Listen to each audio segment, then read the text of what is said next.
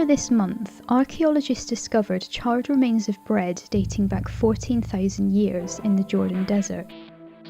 Bread making was always associated with the rise of agriculture, but this bread is from at least 4,000 years before this time.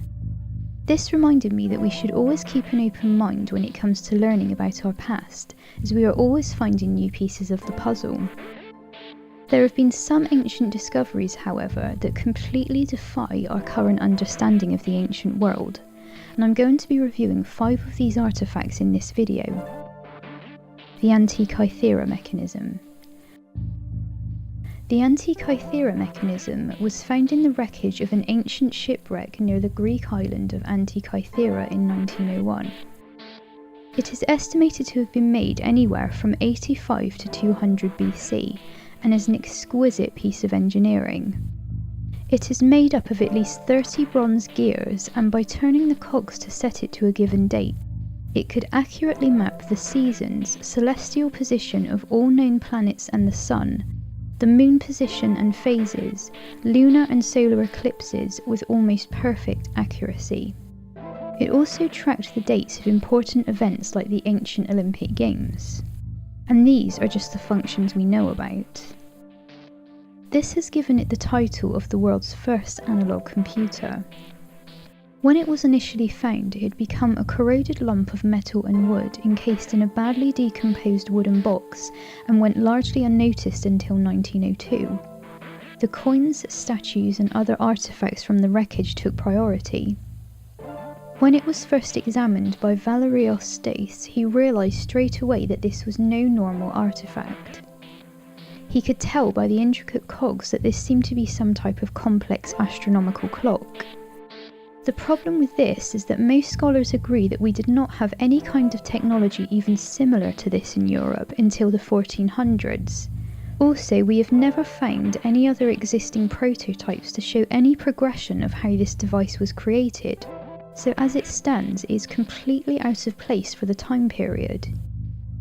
Rather than this being a major discovery that changed the way we understand the ancient world, the mechanism was simply put aside and no further investigations were carried out.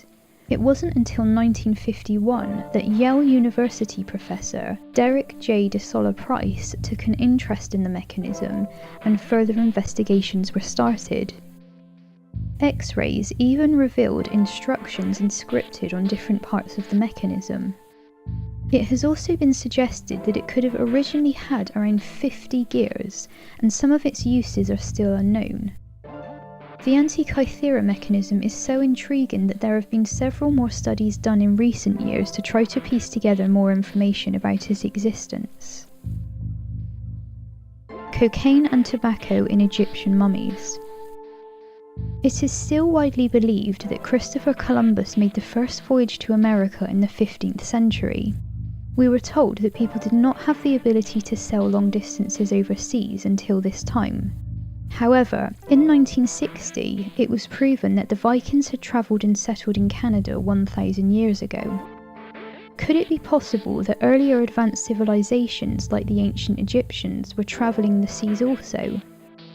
In 1976, Dr. Michel Lescot from the Natural History Museum in Paris made an extraordinary discovery while testing the mummified remains of the Egyptian pharaoh Ramesses II. She was given fragments of fibres from within the mummy's bandages, and they were found to be leaves from a tobacco plant. Since the tobacco plant was indigenous to America, this should not be possible unless transatlantic travel was happening 2,000 years earlier than is widely accepted.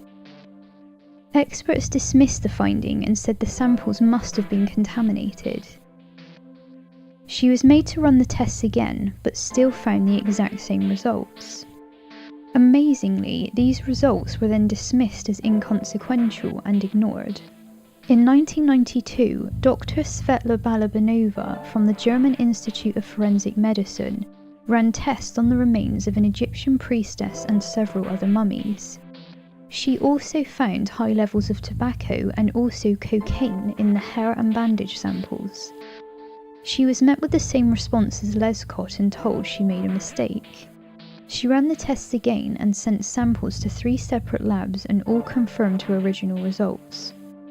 She published her findings, but most people still refused to accept the results and claimed she must be a fraud.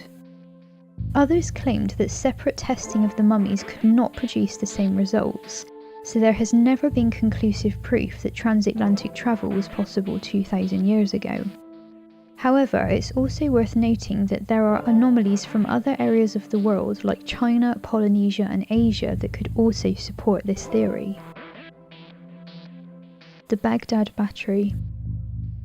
Ancient Iraq was once part of the region known as Mesopotamia.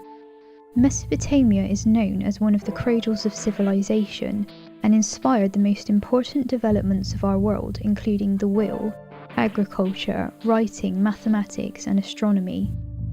The first sailing boats, cities and written laws also come from Mesopotamia.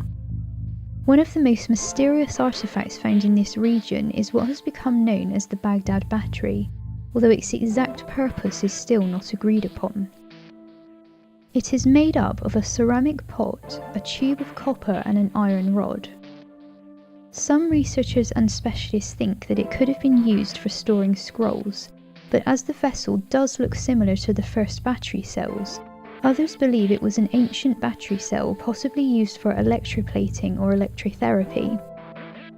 Could batteries and electroplating really have been invented 2,000 years earlier than we currently believe?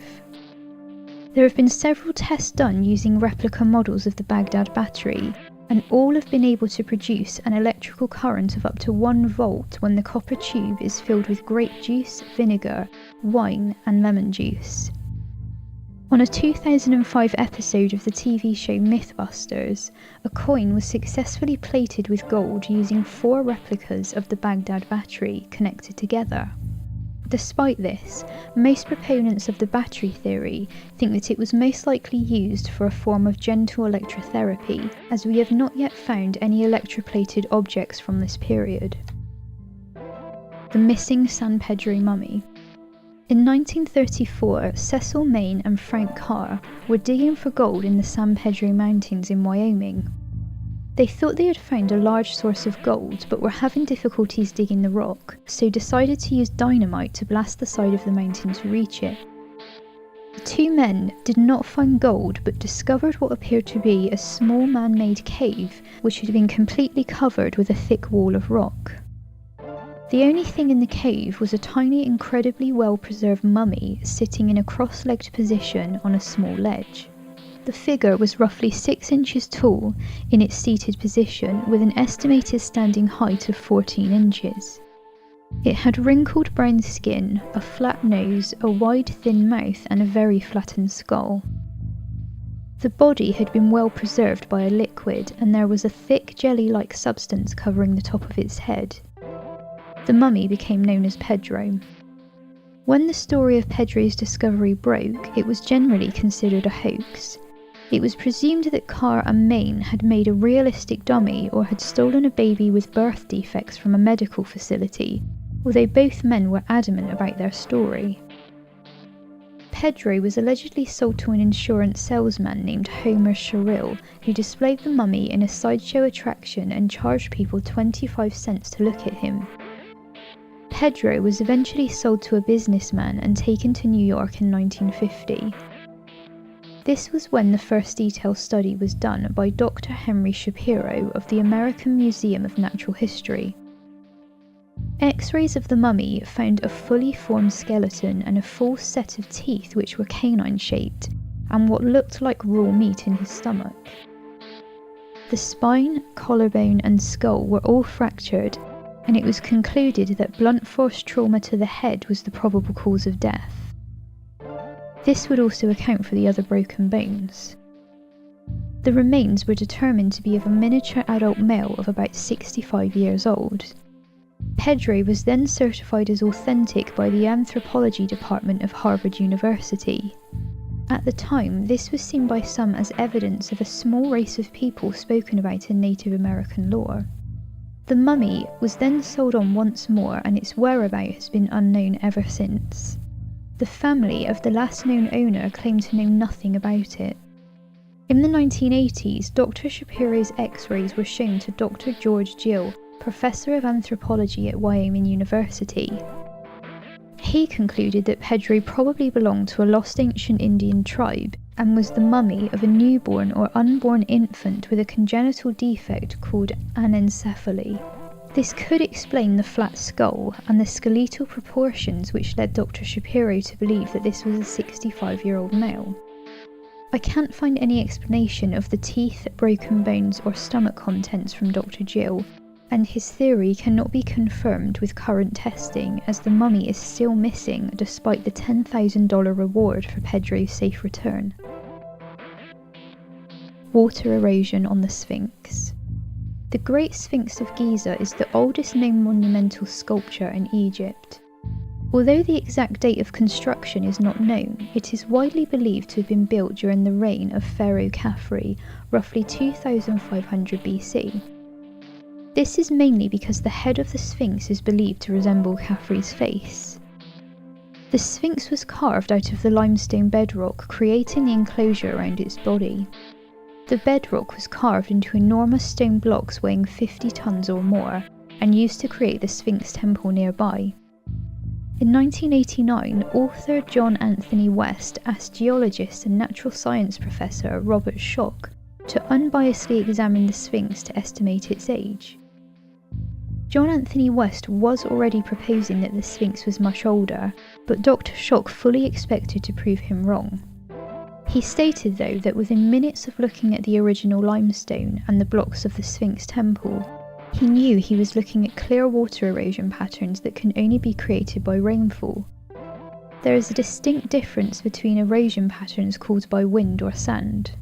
Dr. Schoch states that the vertical lines present on the stone can only be created by water runoff.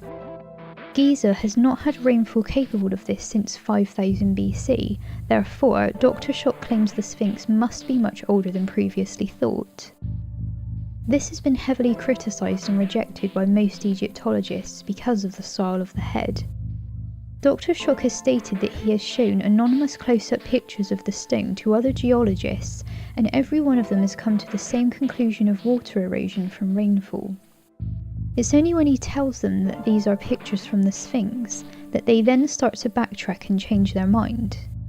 Dr. Schoch now believes the Sphinx was most likely constructed around 10,000 BC. It seems quite obvious that this was not the original head of the Sphinx, and it was most probably a lion. I do agree that Pharaoh Khafre most likely had the head recarved to represent himself, so this cannot date the original construction for sure. Author and researcher Graham Hancock has also noted that the Sphinx is facing true east.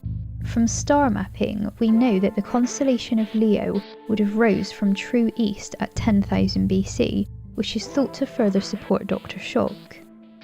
Astronomy was very significant to ancient Egyptians, so it is plausible that they could have built the Sphinx originally as a lion for this reason. Although I don't agree with jumping onto every fringe theory, I do think that even if a handful of archaeological findings do not fit into our current understanding of world history, we should remember to keep an open mind and leave space to be open to new ideas and findings. I hope you enjoyed this video. Please like and subscribe if you'd like to see more. Thank you to any new subscribers, and see you in the next Mystery Sphere video.